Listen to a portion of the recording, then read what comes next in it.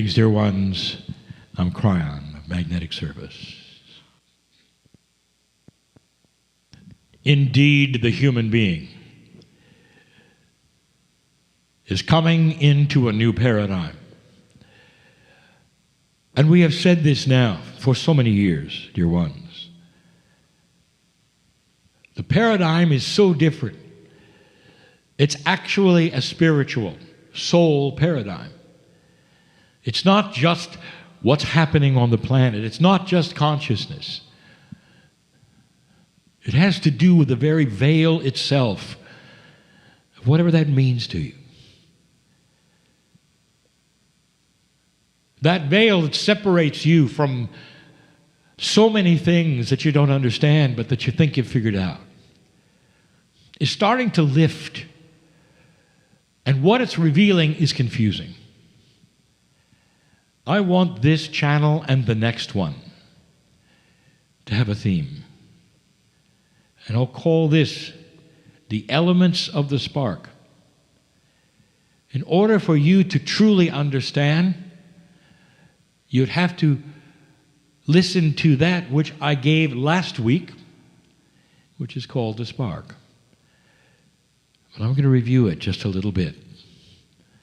And then I'm going to give you some instructions of what takes place in the elements of what goes on with the spark and what happens after the spark.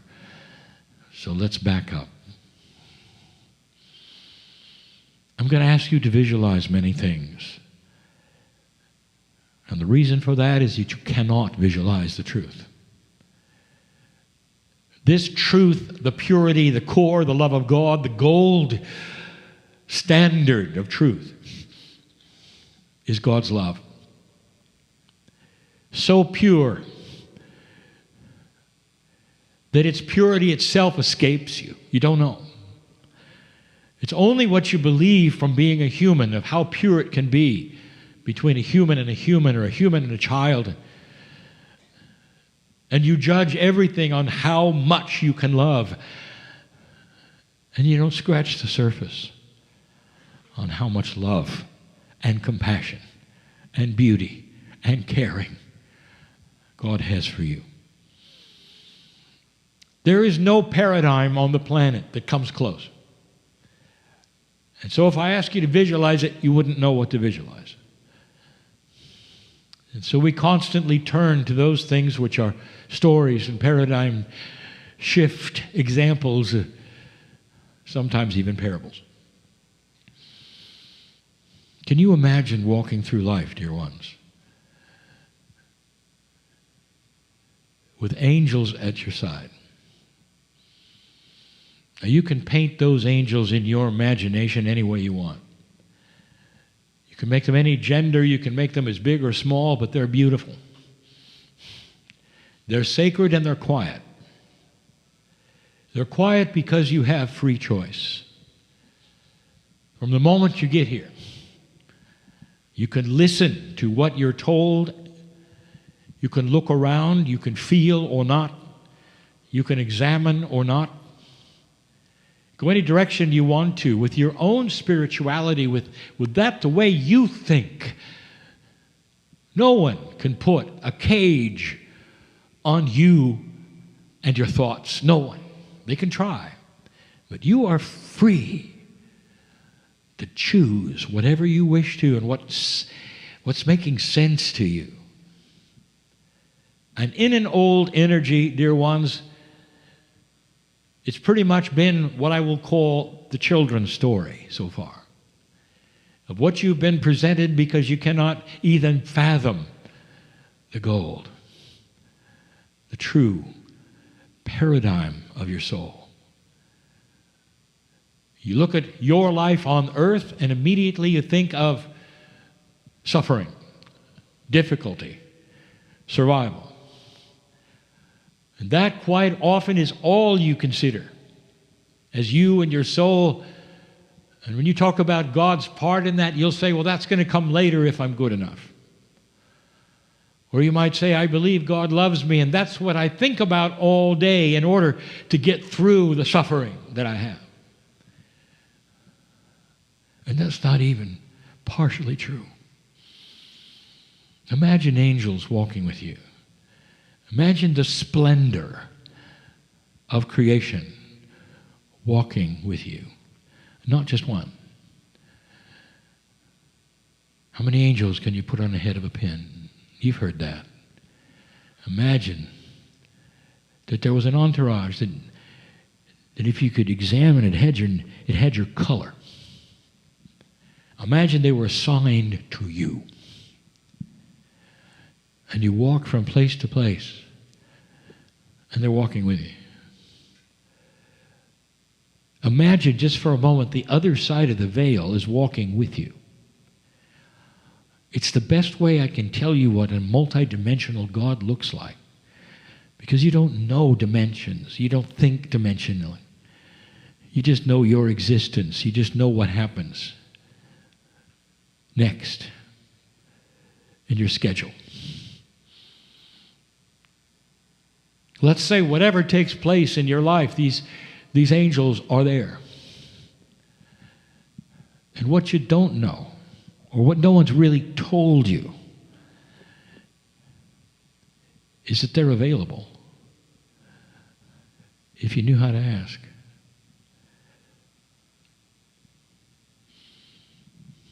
I want you to imagine for a moment a human being in a room, and that room is life. And that human being has done the best they can. And in that best they can, this room is filled with objects that are also metaphors. And part of those objects may be their spiritual life, their politics, how they feel about this and that.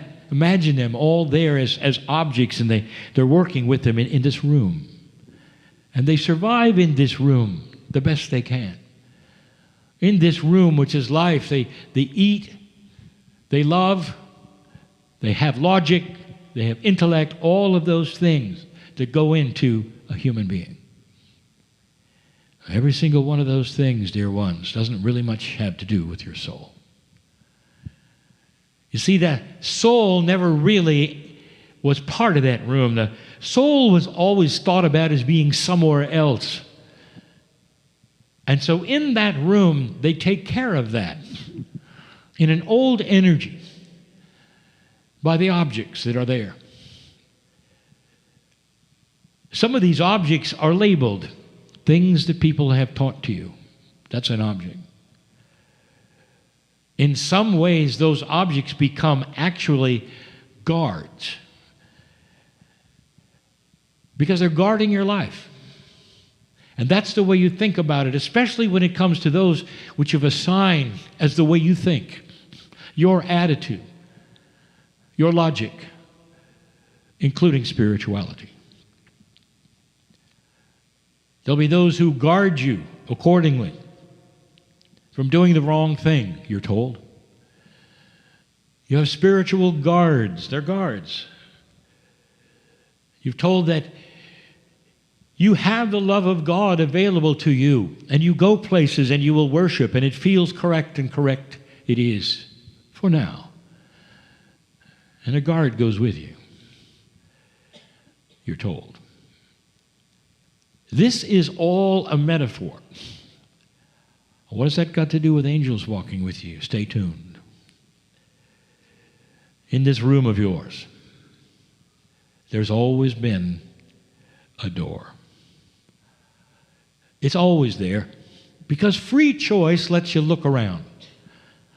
And you can look at many doors that are in this room, but you're not interested in any of them because you know where the entrance and the exit is and always have, and it's you. It's where you come, where you go, it's how you think, it's what you do, it's how you survive. It's what's going to happen when you die. And then there are all these other doors, but there's one in particular that you haven't paid a whole lot of attention to because it's a golden door. You opened it once. Oh, the guards ran over and shut it quick. They said, don't open that. Because if you open that door, all manner of things could happen. You noticed when you opened it, it was a stairway. There was a light at the top of it. But they said it's dangerous. You see, it's a trick. You don't want to go there. Because they'll capture your soul. They'll make you wear a color suit. They'll make you sit and chant. They'll do all these things. All these things you've heard. Don't do that. It has nothing to do with the love of God, they would say. Stick with the program, they'll say. You see, those guards, part of what they tell you is not to step out of line. Because this loving God who created you, the one that you go and worship, well, there's another side. That loving God will then have a tendency, perhaps, to punish you later if you don't toe the line. And you buy that. And you live that way. What about the angels that are walking with you?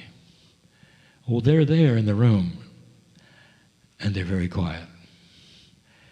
They can't say a thing until you decide to open the door and see for yourself. And so what keeps those from opening the door and seeing for themselves? And the answer normally is either fear or something I've told you before. They're too intelligent to look, and that's what they'll tell you. Too smart to look. Everybody knows what's in that door. Strange people. That's who you're going to meet in that door. Oddness. Funny things. You don't want to go there. No, stick with the logic that has been here for centuries. A God that punishes. And so you do. But not all of you. Old souls in this energy, sometimes that door calls to you at night and says, it doesn't hurt to look, does it? It doesn't hurt to look, does it? Will looking destroy your life? And the answer is no, it won't.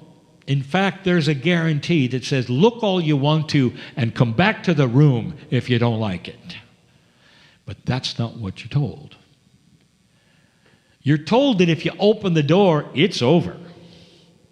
Because other forces that are not understandable in a low energy will grab you and pull you up the stairway, and they'll never see you again. So that becomes fear. Now you're afraid to open the door.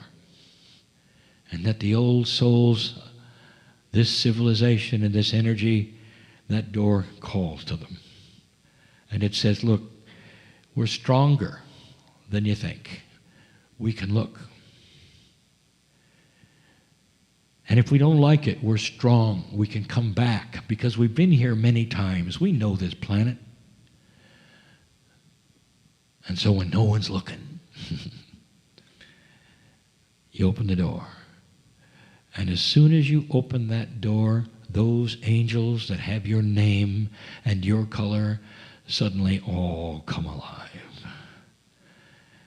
No matter what age you are, no matter what year of your lifespan you're in, they have been there all along in total and complete quietness, waiting until you gave one thing intent to look. And you open the door, and you see that golden stairway. And you start to walk up it, and then the angels, they start to get bigger. And they start to show you things because you're walking the stairway. And when you get to the top, that's the spark. It's the same spark that you have at your last breath, and we told you that before. At your last breath, dear ones, everything is shown to you. The veil is lifted. And no matter what you believed on earth or any of those things, all of a sudden, truth is there. Core truth is there. And the reaction, oh my. And you recognize your home. And you recognize everything else. You were just a visitor. That's the spark. And a modified portion of that is what you see at the top of the stairway. That's the spark. When you start to see, oh my, it isn't what I was told. I see a God without guards. I see a room without windows or doors because it doesn't have walls. That's the freedom I've always wanted. That's the spark. We never told you what's next. Because the spark occupies so much joy, revelation, understanding. And then there's that little voice inside that says, you know, you can go back down those stairs. Before anybody wakes up, you can go back down, you know. That's when you get out the cement. And cement closed the way to get back, because you know better. Because you realize that everything that was in the old room was a different world, a different paradigm. A different soul, you might even say, a lower energy soul. But now you've been shown. And you can't believe the difference. The purity of God that is so beautiful, that loves you so much. Well, what's next? The spark isn't enough. The spark puts you on a playing field with other old souls on a new energy earth with revelation. The next phase, the next element, and there's many, and I'm going to tell you later today. The next element is realization of freedom. What if nothing you were told actually is true? What if only pieces and parts were true, and suddenly you have the whole picture? The life before was wandering in a room with walls that you understood, and you were safe there. What happens when you're in a room, metaphorically, where there are no walls, no ceiling, and you can go anywhere you want to, metaphorically, with your thoughts, metaphorically? What if you could do almost anything? What if you start to learn some of the principles of metaphysics that say you have healing for yourself if you want to, you can live a longer life if you want to. The things you were told absolutely you have no control over are totally controllable. What do you do with that? I'll tell you, you sit on the floor for a while and you weep in joy. Because it's so big. It's so big. You realize even that what you do for a living, you're not stuck there. You don't have to do that. There are so many avenues, and it's some way in the field you can see them in this new light, and you stop fearing your survival. Or what would happen if you didn't have a paycheck? It doesn't matter. Because those angels that always were quiet are now getting really loud. And they're giving you what I'm going to call spiritual intuition. Turn right, turn left, go here, go there. And you're realizing right now the world is yours at some level. And then the next level, the next stage, the next element. You start to look at everyone around you. And you start to look hard at them. And you realize they're still in their rooms. And they're not going to believe you for a minute if you tell them about the golden stairway.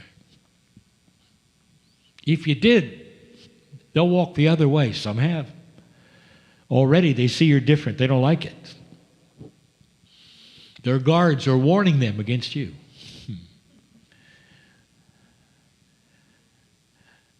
And then you start to have a sensitivity of what it's like when you were there in the room. And all you want to do is hug them and tell them there is another way that's free. It's not another doctrine, dear ones. It's not another system, dear ones. You step into your soul, dear ones. And the truth of the spark of God is yours. The element of realization of freedom is one thing, and then it turns into sensitivity. Some of you have been there, some of you are still there. My advice, do not let the sensitivity for what you know shut you down. It doesn't do you any good to be too sensitive for your own good. It doesn't help you with what is at hand next, the next element, the next phase.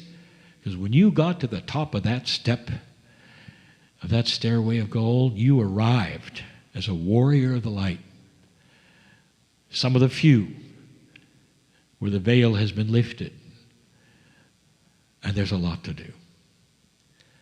And what isn't to do is to convince your friends. What isn't to do was to give them Kryon books.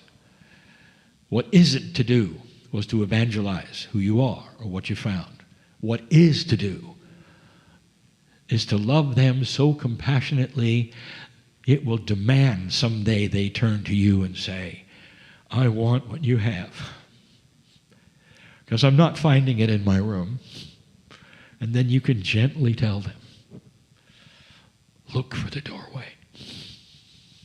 It's beautiful. It's beautiful. Some have said the Kryon message is trickery. Or perhaps it's taking you to a place that's nonsense. I'll give you a challenge. If that's what you think, if you're listening to this, why don't you just go there and come back? Are you strong enough? Or do you think that your soul will be captured? Well, in a way, it will be. Love will do that. It's a